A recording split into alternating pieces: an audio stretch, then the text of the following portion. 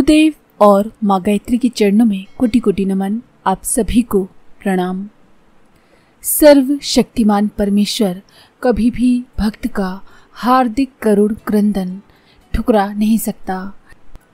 वर्षों से इलाज करा के तन मन और धन लगाने के बाद भी असफलता मिलने पर कैसे एक साधक की शरीर की मृत्यु सन्निकट आने के बाद सिर्फ भजन से कैसे हुई उसकी रोग मुक्ति, आइए जानते हैं। लेकिन उससे पहले थट ऑफ द डे। अपनी संपत्ति, बुद्धि, शक्ति, ज्ञान और वैभव का समय और प्रभाव का एक अंश परमार्थ कार्य के लिए दान करके अपने अथवा परिवार के उपयोग में लेने से व्यक्ति, परिवार और समाज उत्कर्ष और शांति को प्राप्त कर सकता है।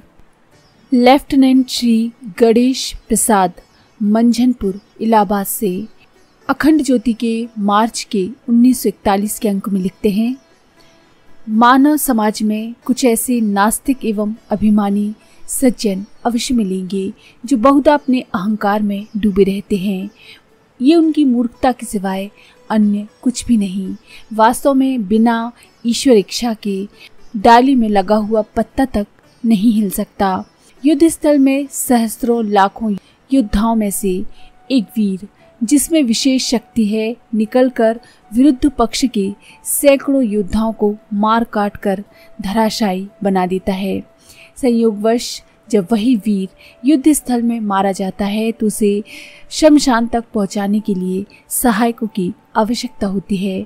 भला सोचिए तो अब उसकी शक्ति कहाँ अंतर्ध्यान हो गई, जिससे उसमें उठने चलने तथा जनसंहार की सामर्थ्य जाती रही। इसी प्रकार से जो राजा करोड़ों मनुष्यों पर कुछ समय पूर्व शासन करता था, मृत्यु प्राप्त होने पर उसकी सारी दशा में परिवर्तन हो जाता है। तब भी उसके लिए डॉक्टर, वैद्य, प्रत्येक प्रकार की सामग्री, धन तथा जन सभी उपस्थित रहते हैं, किंतु उन्हें ऐसा सामर्थ्य नहीं जो उसके पार्थिव शरीर में जीवन शक्ति को उत्पन्न कर दे। क्या वैद्य डॉक्टर की कुशलता राजा की उस मृतदेह को देखकर कर्पूर बन जाती है अथवा औषधि का तत्व ही निकल जाता है?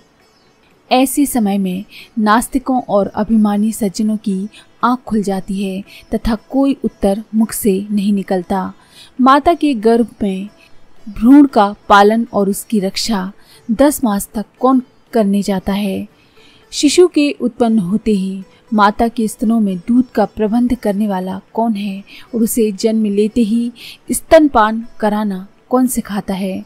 बंदर का बच्चा जन्म लेते ही डाल पकड़ना कैसे सीखता है? चट्टान के गर्भ में निवास करने वाले मेढक को भोजन देने कौन जाता है? इन सारे प्रश्नों पर गंभीरता पूर्वक विचार करने पर हृदय में एक बात अपने आप उत्पन्न हो जाती है कि इन सब कार्यों में सफल बनाने वाली कोई गुप्त शक्ति अवश्य है जो मनुष्य की शक्ति से परे है। मनुष्य उसमें बिना भगवत कृपा कुछ नहीं कर सकता।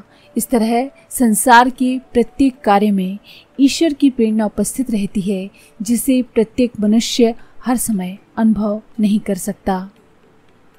मुझ जैसे संसारी एवं अज्ञानी मनुष्य को अब तक परमात्मा की सत प्रेरणा या कृपा का विशेष अनुभव केवल आर्त होने पर हो सका। इससे ऊंचे अधिकार का पात्र अभी परमात्मा ने मुझे नहीं बनाया। मैं स्वयं लगातार 3 वर्ष तक व्रणाक्षय से पीड़ित रहा।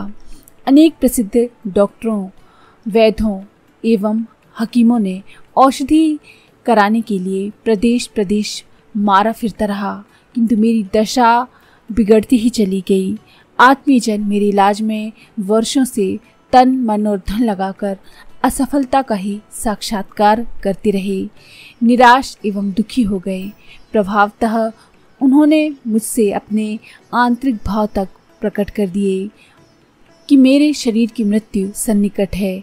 अब औषधि व्यर्थ है, केवल परमात्मा की ही शरण ग्रहण करना चाहिए। मनुष्य अपने शरीर को नश्वर समझता हुआ भी उसके विनाश के नाम से दुखी होता है। अतएव मेरे हृदय में भी अज्ञानता से आत्मवेदना की टीस उठी।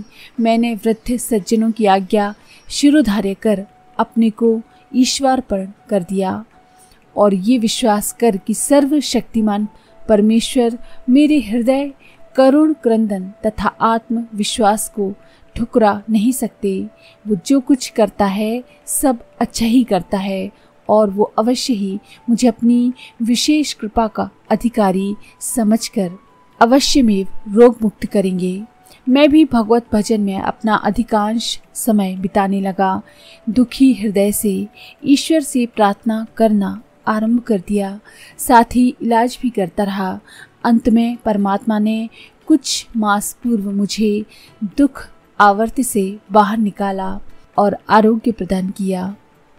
अब इस समय मैं अपनी रोग मुक्ति के लिए परमेश्वर को कोटिशः प्रणाम करता हूँ और जब कभी कोई ठोकर लगती है या ज्वर आ जाता है तो दुखी हृदय से जगदीश्वर को स्मरण करता हूँ तथा उनकी कृपा समझकर कहता हूँ कि हे ईश्वर, तू मुझे इसी प्रकार सचेत करता रहे जिससे मेरे पापों या कुकृत्यों का खाका मेरी आंखों के सामने आता रहे और मैं भावी जीवन में उनसे बचकर जीवन लक्ष्य पर आत्म साक्षात्कार की ओर अग्रसर हो सकूं।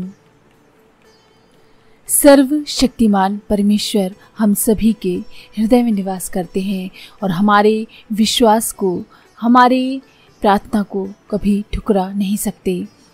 वो जो कुछ करते हैं वो सब अच्छा ही करते हैं और हमारी आर्त स्वर में की गई प्रार्थना को अवश्य सुनते हैं। तो ये हैं श्री गणेश प्रसाद मंझनपुर इलाहाबाद से अपना अनुभव लिखते हुए। तो अगर आपको ये जानकारी पसंद आई हो तो प्लीज़ लाइक करें, शेयर करें, सब्सक्राइब करें और बेल के आइकन पर क्लिक करके ऑल पर क्लिक करना ना भूलें। धन्यवाद।